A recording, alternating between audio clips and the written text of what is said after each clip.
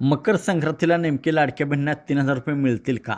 या 3,000 रुपयेसाठी कोण पात्र आणि कोण अपात्र असणार आहे? व्हिडिओच्या माध्यमातून जाणून घेणार आहोत. व्हिडिओला स्किप न करता शेवटपर्यंत पहा, तरच संपूर्ण माहिती भेटेल.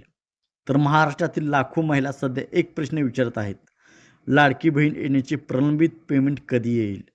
नोव्हेंबरचा हप्ता मिळाल्यानंतर सर्वांचे लक्ष आता डिसेंबर आणि जानेवारीच्या हप्त्याकडे लागलेले आहे. मकर संक्रांतीच्या दिवशी 3,000 मिळण्याची चर्चा आहे, पण ही वास्तवता आहे की फक्त निवडणुकीची चर्चा आहे?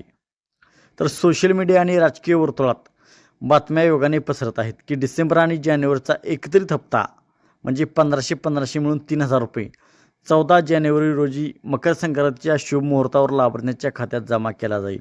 सरकारने अद्याप याची अधिकृत पुष्टी केलेली नसली तरी स्थानिक स्वराज्य संस्थांच्या निवडणुकीच्या उत्साहात या दाव्यामुळे महिलांच्या आशा आता उंचावलेल्या आहेत.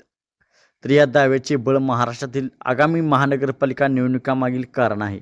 15 जानेवारी रोजी मतदान होणार आहे आणि निधी फक्त एक दिवस आधी म्हणजे 14 जानेवारी रोजी जारी केला जाईल असे म्हटले जात आहे.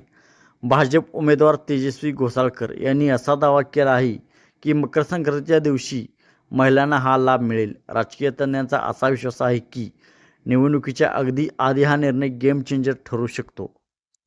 तर अपेक्षा जास्त असताना महिला आणि बालविकास मंत्रालयातील अधिकाऱ्यांनी भूमिका वेगळी आहे. अधिकाऱ्यांच्या मते निवडणुकामुळे आचारसंहिता लागू आहे. अशा परिस्थितीत नवीन निधी जारी करणे तांत्रिकदृष्ट्या आव्हानात्मक असू शकते. मंत्रालयातील सूत्रांचे म्हणणे आहे की निधीसाठी महिलांना निवडणूक प्रक्रिया पूर्ण होईपर्यंत वाट पाहावी लागू शकते. तर डिसेंबरमध्ये अनेक महिलांना 3,000 रुपये मिळण्याची अपेक्षा होती, परंतु नोव्हेंबरचा हप्ता त्यांच्या खात्यात जमा झाला, त्यामुळे लाभार्थ्यांमध्ये गोंधळ निर्माण झाला होता.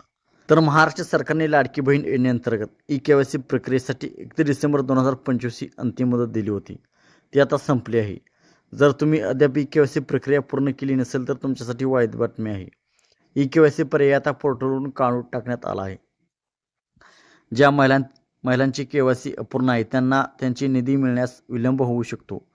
सध्या अंतिम मुदत वाढण्याबाबत सरकारकडून कोणतेही संकेत आलेले नाहीत. तर ज्यांची ई-केवायसी झालेली नाही त्या महिला आता या योजनेसाठी अपात्र ठरणार आहेत आणि ज्यांची ई-केवायसी झालेली आहे त्या महिला आता पात्र ठरणार आहेत.